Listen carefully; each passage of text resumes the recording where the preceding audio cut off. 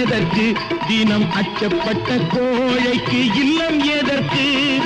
அடிமையின் உடம்பில் ரத்தம் எதற்கு தினம் அச்சப்பட்ட கோழைக்கு இல்லம் எதற்கு